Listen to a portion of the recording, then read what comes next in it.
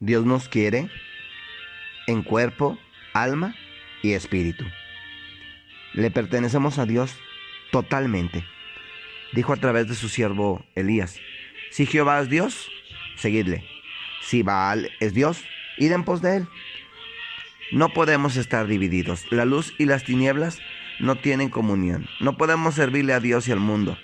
No podemos echar agua dulce y agua salada como una fuente con dos dimensiones. La Biblia dice: y el mismo Dios de paz os santifique. Santificar significa consagrar algo para un uso sagrado. Dice aquí: os santifique por completo. Por completo significa al 100, no al 99.99, al 100. Todo o nada. Así es con Dios el trato. Dice: y todo vuestro ser. ¿Y cuál es todo nuestro ser? Es espíritu, alma y cuerpo. Y todo vuestro ser, espíritu y alma y cuerpo. La parte espiritual es la parte moral. La parte física es el cuerpo. Y tenemos la parte mental. Todo le pertenece a Dios. Dice que debemos amar a Dios con todo nuestro ser, con toda nuestra alma, con toda nuestra mente, con todas nuestras fuerzas. Y con todo significa que las facultades semejantes a Dios que Él nos concedió son de capacidad ascendente. Cada día pueden ir mejorando. Y entonces Él quiere no solamente que las cuidemos, sino que las cultivemos para su honra y gloria. Y que las mantengamos irreprensibles para la venida de nuestro Señor Jesucristo. Debemos cuidar con mucho celo las avenidas del alma, el cuerpo, la mente, el alma. Dios le interesa todo nuestro ser. Por eso, en la primera eliminación, se fueron personas que podríamos hablar de problemas emocionales, de problemas mentales. El miedo muchas veces es algo que no se puede ver. Si la persona tiembla, sabemos que tiene miedo. Pero ¿cuántos tienen miedo? Son incrédulos y lo esconden. El que nos formó y nos conoce, nos regala una serie de información maravillosa. La Biblia nos explica cómo cuidar todo nuestro ser. Hay quienes piensan y dicen: a Dios no le importa el cuerpo, le importa el alma, los sentimientos. Si no le importara, la Biblia no tendría tanta información como cuando habla del Dios Gula, cuando habla de la alimentación, cuando dice: será como en los días de Noé, que estaban comiendo y bebiendo. ¿Y eso qué tiene de malo? Pues que comían y bebían de una forma intemperante, sin control. Y no solamente comían lo que era bueno llevado a un exceso que se llama intemperancia, sino que comían y bebían cosas como alcohol, se embriagaban, se prostituían. Por eso dice: comían y bebían y se daban en casamiento. Antes de que la moral se deprave, primero se tiene que depravar el cuerpo, tiene que mermar su fuerza moral. Por eso las personas dicen: me voy a echar unas cubitas para agarrar valor. Eso no se llama agarrar valor, se llama embrutecerse, se llama minimizar, mermar la fuerza moral, ese freno que Dios nos ha dado, la voluntad, entorpecerla. Dios le interesa todo nuestro ser. Así es que empezó a hacer una limpia. Los que tienen miedo, váyanse. Está tratando con el área mental, está tratando con el área moral. Los que sean incrédulos, los que no tengan fe.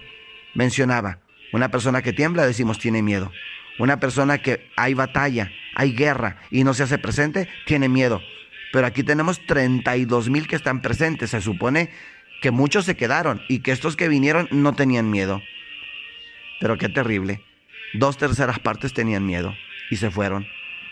Ahora, ¿cuántos han marchado? ¿Cuántos actualmente se han ido de la iglesia?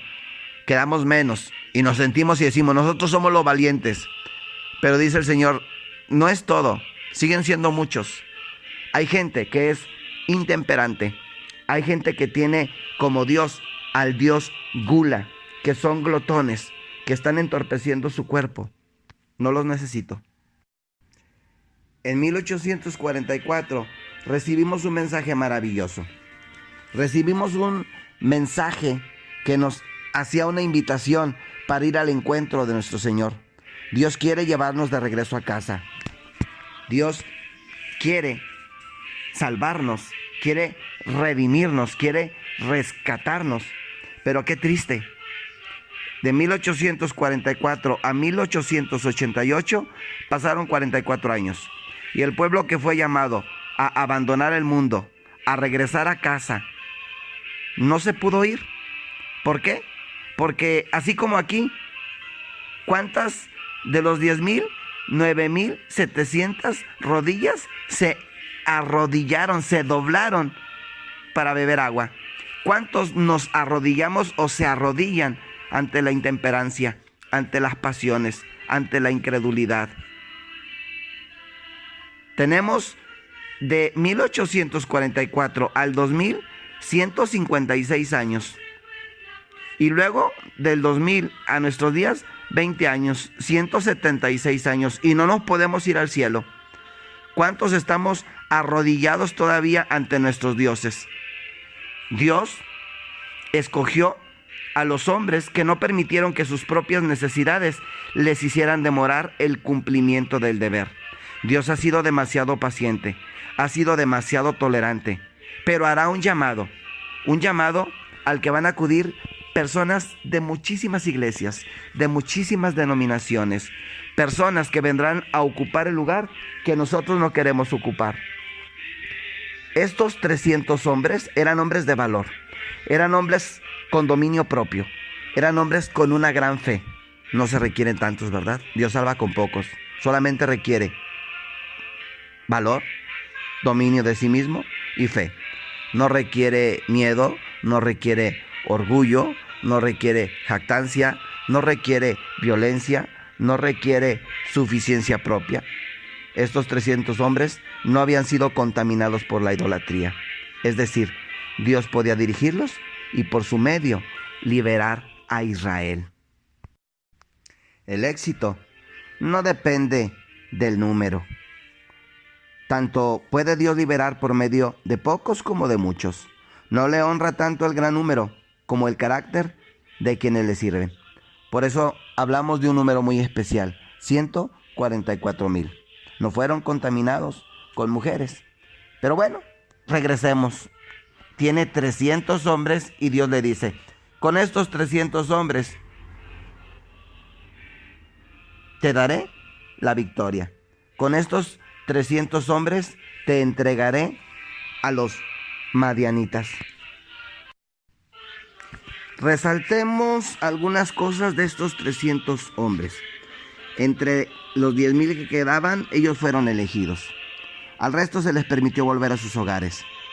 Y bueno, de paso digo que conforme la lucha se daba más adelante, de los que se fueron, muchos regresaron, volvieron. Esperemos y pidamos a Dios por aquellos que se han marchado por intereses personales o por placeres, que vuelvan pronto al ejército. Estas personas eran gente en las que se podía confiar en ellos en un momento de peligro. Eran personas que estaban dispuestos a sacrificar sus propias necesidades por amor a la causa. Eran hombres en quienes se podía confiar en una emergencia. No eran indolentes, no eran perezosos. Eran personas que tenían dominio de sí mismos. No suelen complacer el apetito. No dan el primer lugar a sus necesidades. Eran personas llenas de valor, de dominio propio, temperantes. Eran personas de gran fe. Todo lo que no es de fe es pecado. Es decir, todo lo que hacen lo hacen movidos por Dios, movidos por amor, no por jactancia o por suficiencia. Estas personas no los había contaminado la idolatría. Y un ídolo terrible es el egoísmo, es el orgullo. Si estas personas no tenían este elemento horrible en sus corazones, entonces Dios podía dirigirlos y por su medio librar a Israel. El ejército no se pone de acuerdo actualmente. No nos ponemos de acuerdo. Nos pasa lo que le pasó a Saúl. Tenemos celos unos de otros, de las capacidades de otros, y ponemos tropiezo a la causa de Dios.